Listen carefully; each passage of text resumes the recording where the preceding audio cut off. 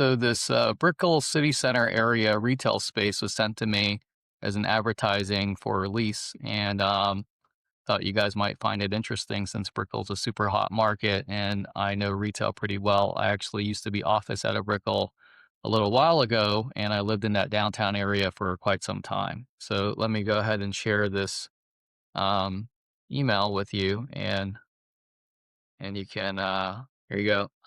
So this was sent by Metro One. They are a pretty prominent brokerage in the Miami market, Metro One commercial, and it's retail over at the AC Element Hotel, Brickell, Miami, 115 Southwest 8th Street. My office used to be on 8th Street in Brickell, so I know this area fairly well. They call this a trophy asset, and you're really just getting the ground floor retail. They call it a core plus asset in Miami's densest neighborhood. So one of the things I learned over the years while doing this business is you have core, which is your best, like think of it as like a Publix shopping center.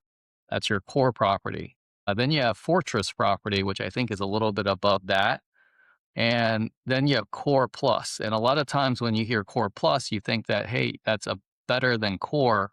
But in reality, core plus in our industry is actually a little bit less than core, meaning that it's the cap rate might be a little bit higher, core plus. So this is maybe a little bit of a value add play. It's 22,500 square feet retail condo in Miami's financial hub, Brickell, and it's 78% leased with 8 tenants, 6 on the ground floor and 2 on the second floor, and a vacant 5,000 square foot space on the second floor. I can tell you that second floor retail is really hard to lease. I've tried to lease it before back when I was a leasing associate, when we owned property that has second floor space to lease. It's always a struggle, no matter how good the location is, just because it's a lot of friction to get someone to go from ground floor upstairs to the second floor. You just don't get nearly as much traffic. So if I don't know what the rents are here, but if the rents were $200 a square foot here, second floor might be $50 a square foot, or $60 a square foot, triple net that is. And so it's a huge difference between the two. I think that retail condos are a little bit of a tough asset class also, because you can see that the vast majority of the square footage of this project is above it. So you're going to prioritize the office much more, or if there was residential, you're going to prioritize a residential much more than the retail, because the retail is only 22,000 square feet out of probably, couple 100,000 square foot project. And so a lot of times a retail is seen as almost like an amenity to the stuff that's above it.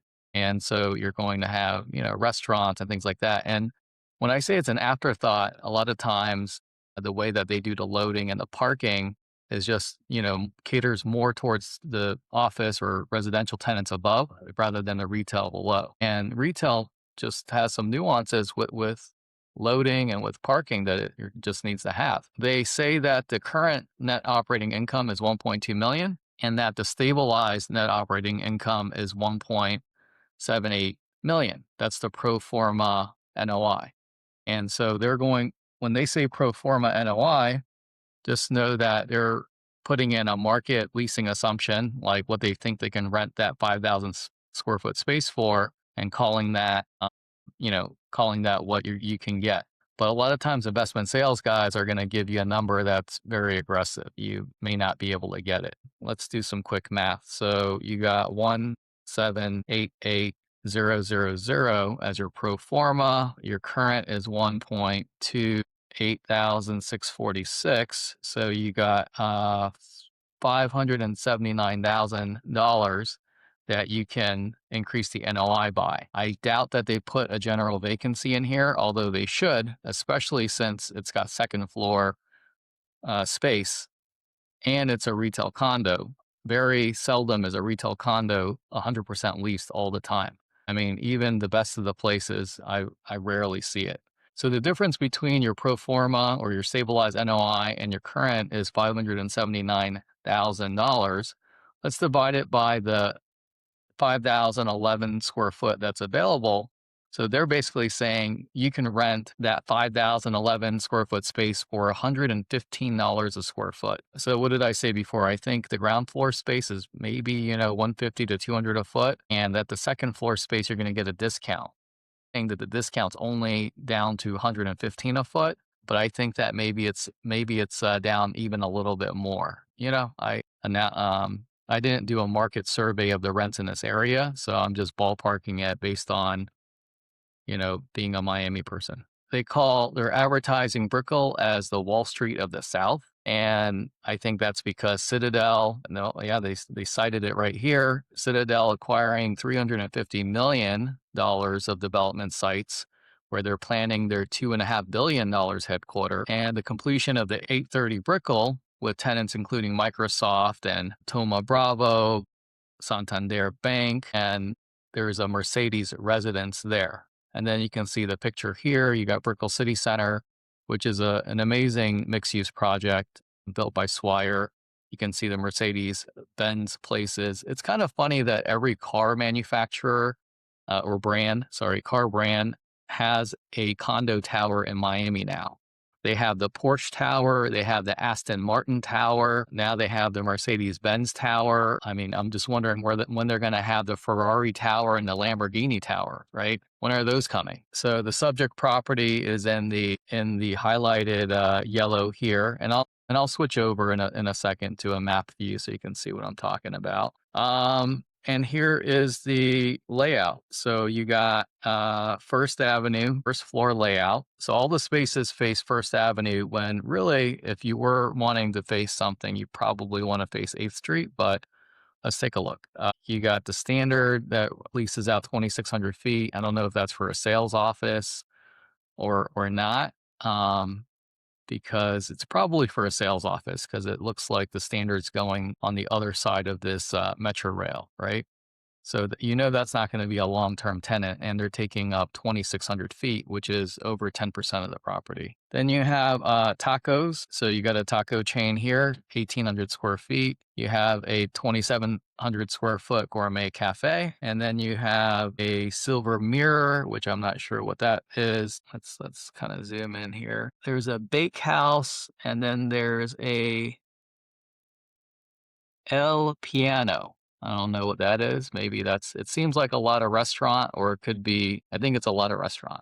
So then let's go ahead and take a look at the back of the house, right? So if you are tacos, how are you loading, and where are you going to get rid of your trash? Where's your trash container at? You don't have the detail here, but you can see that there's not a lot of room in back of the house. So a lot of the times your back of the house stuff is probably in the middle here. So it's super inconvenient to run deliveries and trash. And so same thing could be said about this other stuff. Additionally, because of the structure above it, you have a lot of columns, and you have a lot of, you can see that basically none of these spaces are rectangles. The most efficient space for retail is just purely a rectangle, no other shape. And you can see none of these have rectangles. They all have some inefficient parts of their space, a dog leg, an L shape, a hidden, corner kind of thing. So you already know that whoever releases it, they have to take that into account. There's going to be basically unusable space. On the second floor, I'll have to take a look at the picture, but you have this tenant here and Ping Pod. I'm not too sure what those tenants are. Maybe they're just office tenants. And then you have this vacant space that's on the end here. Looks like there's some sort of a staircase here, probably interior walkway here. There might be one elevator, but it's really just 3 tenants up there. And you got to really want to be here for you to want to rent this for office. All right, so now let me go over to my Google Maps. All right, so over here on the Google Maps, I put the dot on the subject property, right? So my office, when I used to work at a Brickell, was actually this one here, Truist. So it was right here on the corner of Brickell Key Drive and Brickell Avenue. Amazing location. And these 2 office buildings were built in the 80s, when really Brickell was pretty sleepy. So now a Brickell City Center, which is an amazing project here, It's got a hotel, it's a mall, it's office, it's restaurants, retail, etc. Let's kind of 3D it here. You got the East Hotel, and then you got cinemas and Apple and all the cool stuff. The way it's designed is actually very beautiful, and it took them a really long time to build. So then you go, like when I'm driving down 8th Street, right? This is I-95. So a lot of people go from I-95 to Brickell down either 8th Street, which is right here, 41, or sorry, 8th Street, which is Tamiami Trail, or 7th, which is, it's labeled here as 41, but, so 8th Street, which is 41, that's right, or they call this Tamiami Trail, but this is really 7th.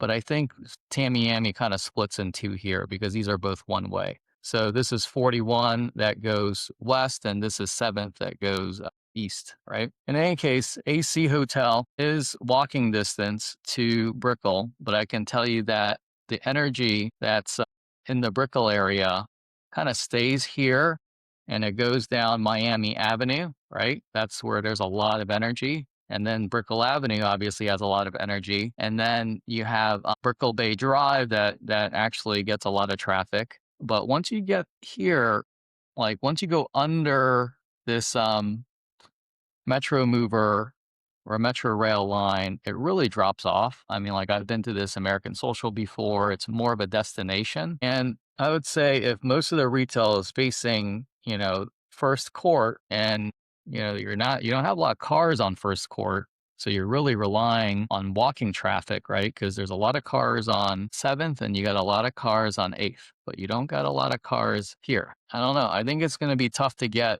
the $100 or $200 a square foot. They want $22 million for the property. That's like $1,000 a square foot. It's quite a bit. So I guess if you're looking to buy and just want to give you a recap, kind of give you an idea of what I'm seeing out there that's for sale. Hey, if you got $22 million and you really want to own a piece of the Brickell-ish area and you're okay with a retail condo, here you go, $22 million.